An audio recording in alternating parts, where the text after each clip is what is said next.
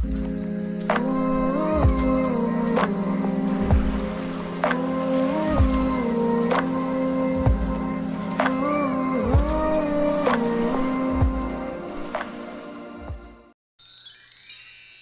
my name's Dan, and this video is one in a series of videos that I'm doing about mission design in game design. And in this one, I want to talk particularly about a thing that I call sticking points. But what do I mean by a sticking point? So is that bit in the game that you just can't do. You've tried it 10, 15 times, you're getting incredibly frustrated, and just for some reason, it seems impossible for you. It's, the impossible mission. Isn't always in a mission, but it often is. I have to say, I think these are points where it's dangerous in game design, where you might lose your player. Everything that I say in here about making this easier and avoiding this has to be balanced against the thought that when players make that mission that they've been finding so difficult, the feeling of achievement that they get is huge. So we're talking about the boss that you just can't defeat, or the jump that you just can't manage, or that mission where you get overwhelmed with enemies and you just can't you just can't do it for some reason. So what I want to do is present some strategies in game design for avoiding this phenomenon, avoiding having missions where players get stuck and where they're going to give up. This isn't necessarily an exhaustive list, but there's quite a few ideas here. So the first one is, instead of having missions where what the player needs to do is very strongly prescribed, you present them with tools and challenges. By this I mean there's several different ways to solve the mission. And sometimes there's, when you get emergent gameplay, there might be ways to solve a mission that you haven't imagined as a designer. And that can be great. There can be problems with it if you're not careful.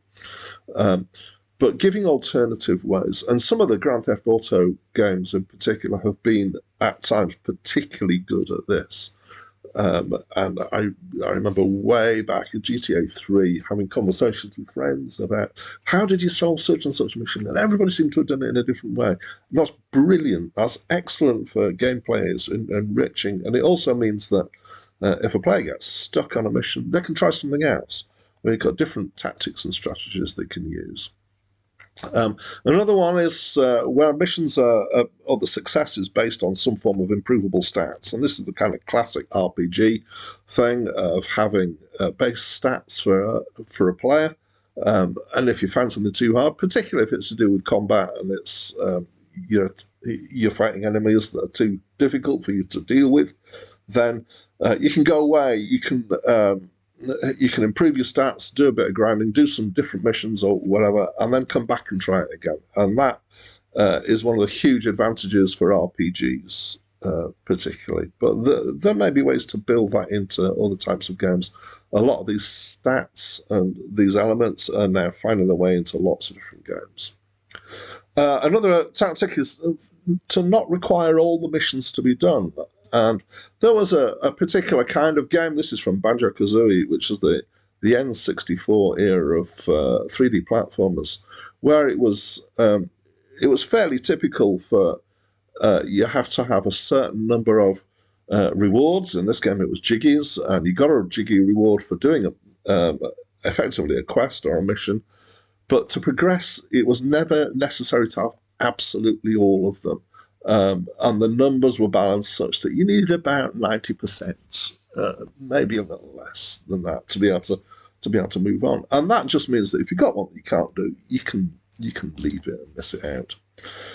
So another approach is to be able to buy a skip. No, I don't mean that kind of skip.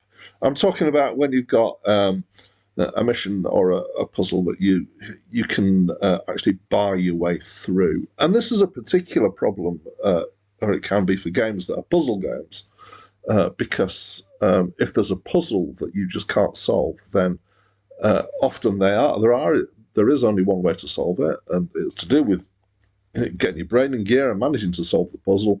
And if you can't solve it, if that blocks your progress forwards, you've got to have some way to go forwards. A fairly typical thing in free-to-play games is to actually deliberately put in some levels, they might be called, something like a match-3 game, that are particularly difficult, but you give the player the opportunity to buy things that will aid them to get through those levels, and they seed in particularly difficult levels at certain intervals throughout the game to encourage people to spend their real world money on the power ups. Professor Layton and the Curious Village. This is a similar idea, but it was hint coins. It's a very puzzle based game. You had to solve the puzzles to progress. And each puzzle had potentially up to 3 hints. And you could find these coins around the villages you explored, so you could spend them to get a hint on the puzzle. The first hint usually kind of explained a bit more about the puzzle. And by the time you got to the third hint, they were practically giving you the answer. It is still technically possible for somebody to be stuck even after the 3 hints, which is a slight problem with that. So Quicksave doesn't necessarily solve the problem outright, but it does potentially give some strategies for the player to use if they're partway through a mission or partway through a difficult bit, to quick save at that point, so that when they fail, they don't need to redo everything, and that can help in these situations. Similarly, checkpoints built in can be a really helpful thing to do.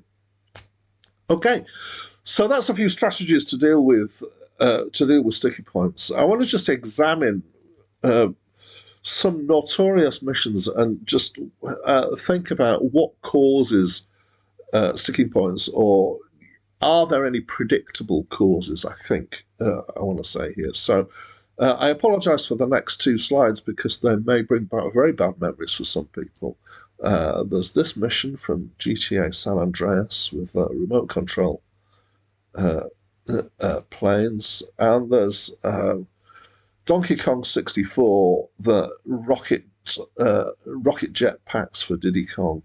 Those missions were very difficult. There are some common themes for missions that people find particularly difficult, and that are commonly found to be problematic. One of them is, harping back to the thing about tools and challenges, is that often there's only one solution, only one way to solve the mission, and so avoiding that is a good thing.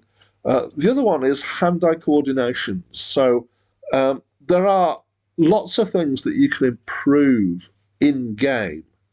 You can have different tactics. You can have certainly kind of, if you've got stats involved, this whole RPG idea of boosting up your stats. But if your mission is based on that difficult jump or getting to those targets and shooting them, in game you can't improve the player's hand-eye coordination easily. There may be things you can do to fake that, and it's not necessarily a good idea to do it, but you might go down that route. So the problem with hand-eye coordination is that people generally don't, over a period of about an hour or so, however many times they're trying the mission, improve their hand-eye coordination. And I firmly believe that this is a common theme for many of the particularly difficult missions, which is that you need to get exactly right hand-eye coordination. And sometimes for people who are designing these missions, they may have very good hand-eye coordination, and it may be that your players don't. And so a little plea for game designers out there to be a little bit more forgiving for people like me who find these sorts of things difficult. Anyway, that's a quick look through some thoughts on sticking points, and that's it from me for now.